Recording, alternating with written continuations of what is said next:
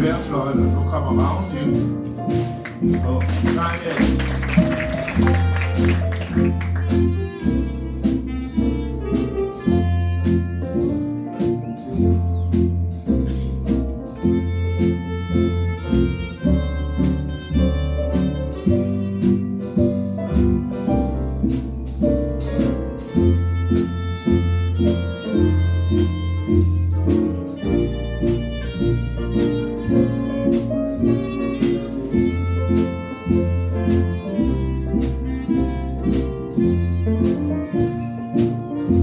Ragnhild Esther.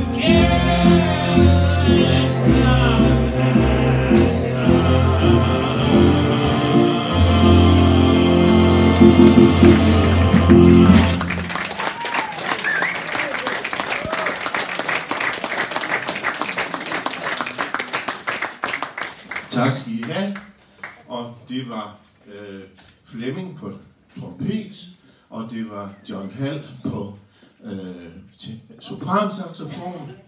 Bent, han spillede trombone, og Ove, han spillede tenorsax. Og så havde vi også Esther her, og de andre sagde undervejs, og det var Ragnhild, og det var Ellen.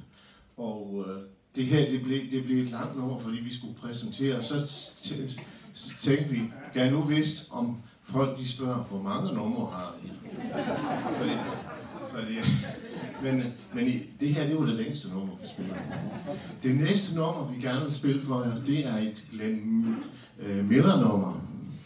Glenn Miller og hans orkester, I kender Moonlight Serenade og Chattanooga Choo Choo, sådan nogle numre der. Og han spillede jo med sit big band i USA, og i 44 skulle han fra London til Paris og spille for de amerikanske soldater, der var udstationeret i 2. verdenskrig, og flyet forulykkede, så han kom også ulykkeligt af dage. Man fandt faktisk aldrig det fly. Vi skal spille et nummer, som hedder Tuxedo Junction, way down south in Birmingham. It's an old place where people meet. Det er helt nede ved Mississippi-deltaet.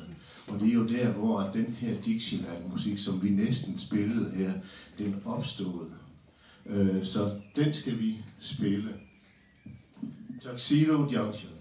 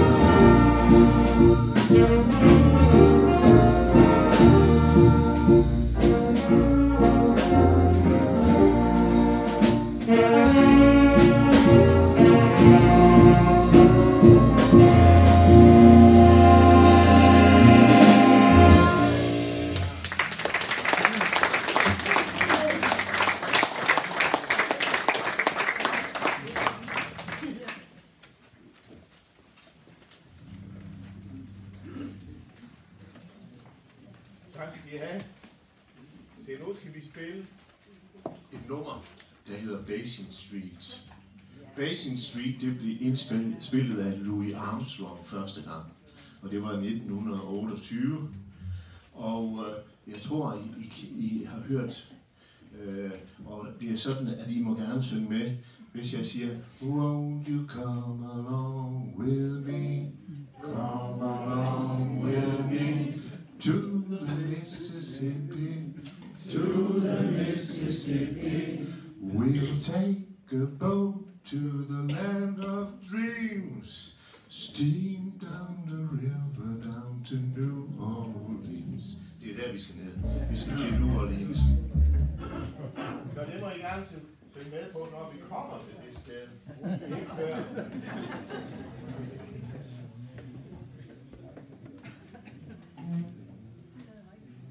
Og Bent, han starter på sin trombone. 1 og 2 og 1, 2 og 1.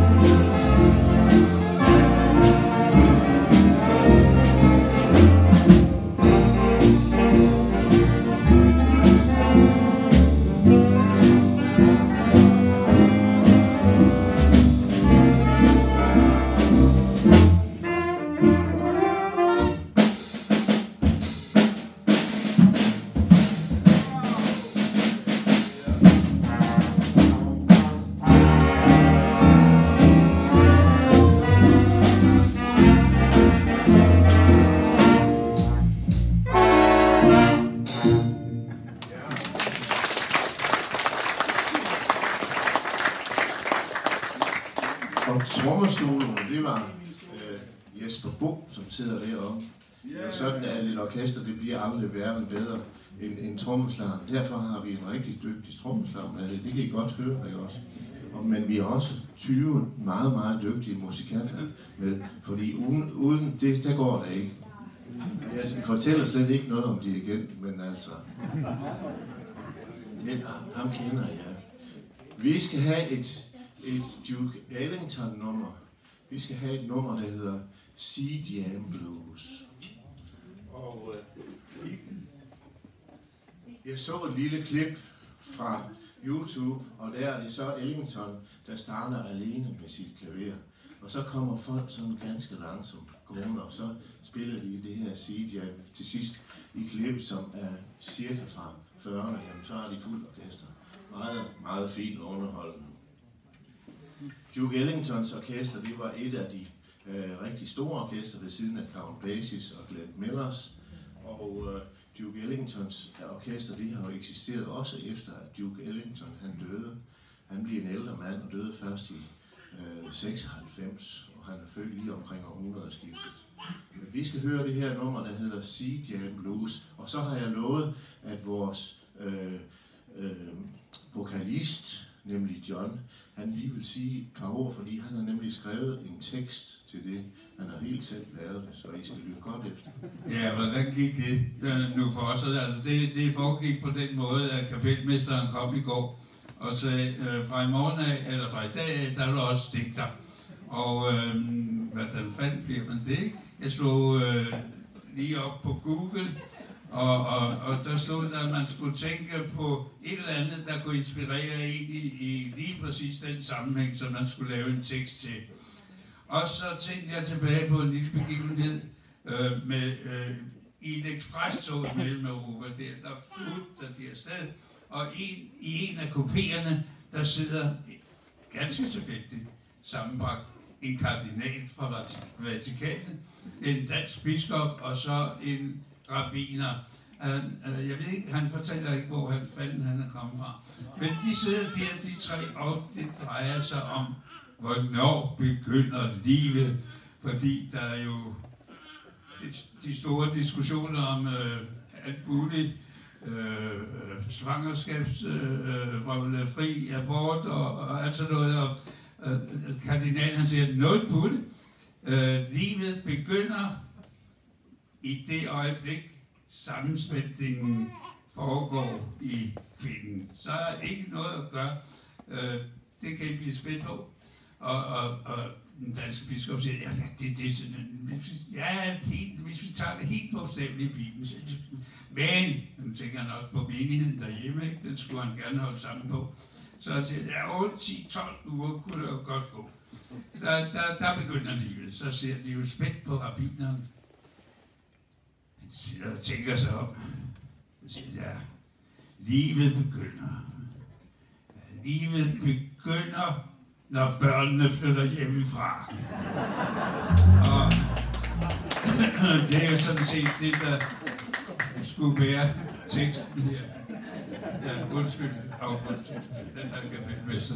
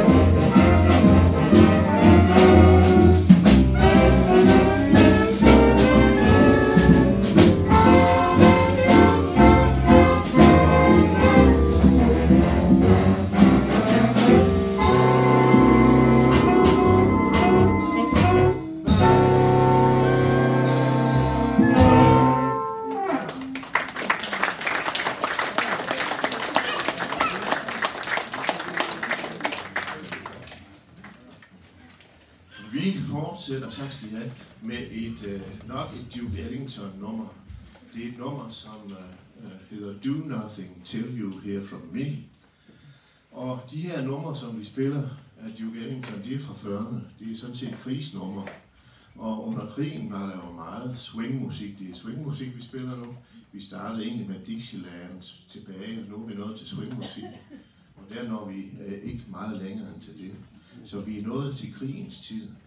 30'erne og 40'erne og 50'erne, men mest 40'erne var de helt store. Den store tid for big bands og for swingmusikken. Og det her nummer, det var blandt andet indsunget af Ella Fitzgerald, en fantastisk sangerinde. Do Nothing Till You Hear From Me. Og der hviler John Williams stemmebånden, fordi han er på i næste nummer.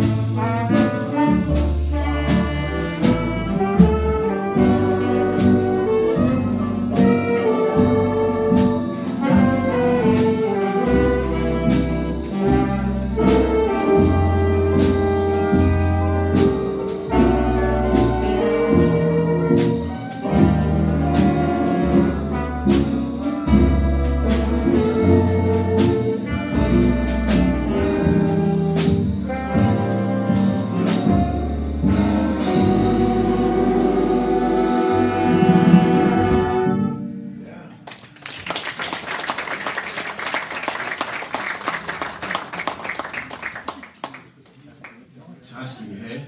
Altså et big band uden en rytmegruppe, det er jo som nogle fisk uden vand. Og jeg vil godt lige præsentere rytmegruppen. Vi har Kim på klaver, vi har Jesper Bo på trommer, vi har Olof på bas, og vi har Johan på klaver, og så Øjvind på harmonika. Skal vi ikke give dem en hånd?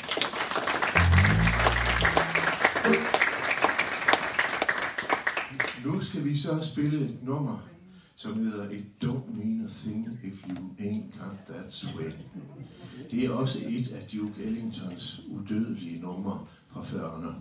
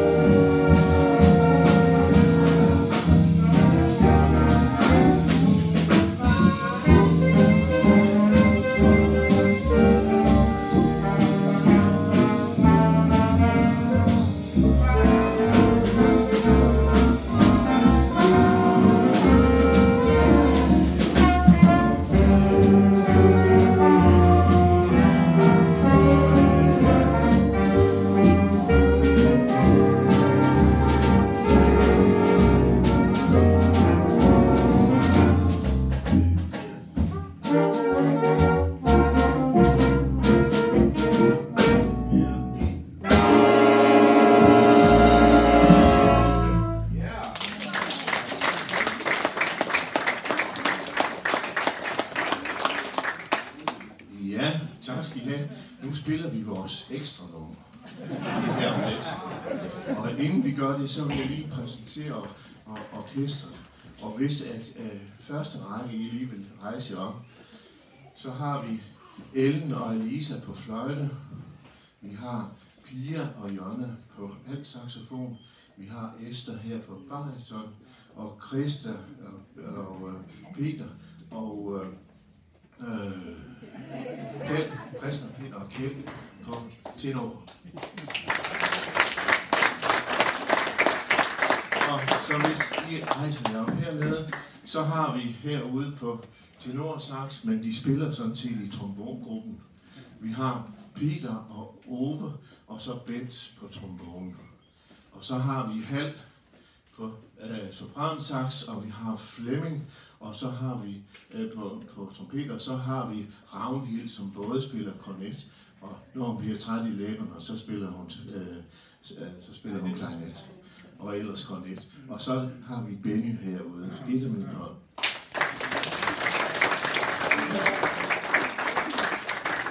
Så slutter vi af med et nummer, et Billie Holiday og Arthur Herzog nummer.